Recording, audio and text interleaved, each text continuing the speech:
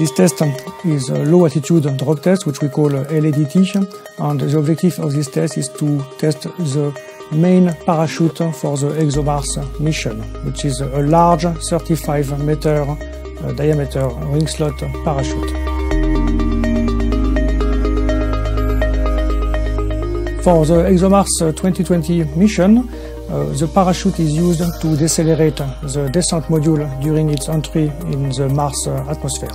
We are using a first pilot chute, which will extract a supersonic parachute of 15-meter diameter. When we reach subsonic velocity about Mach 0.8, we have a second pilot chute, which in turn will extract the 35-meter ring slot parachute, which is the object of the test today.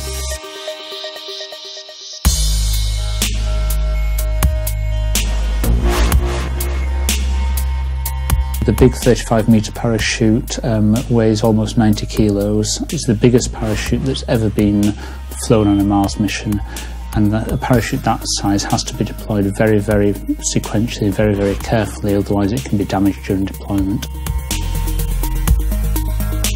The objective of this test is really to check how the parachute will be extracted from its bag, how it will be deployed from the bag, and the first inflation of the parachute.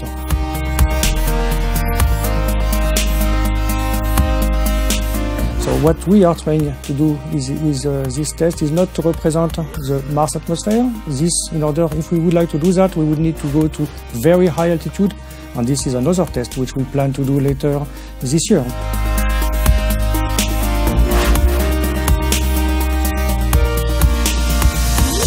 Following the successful low-altitude drop test, the next stage is to put the entire system in a very similar test vehicle, but this time we'll be taking it up to 28 kilometres under a big helium balloon, and we will exercise the entire sequence under Mars conditions.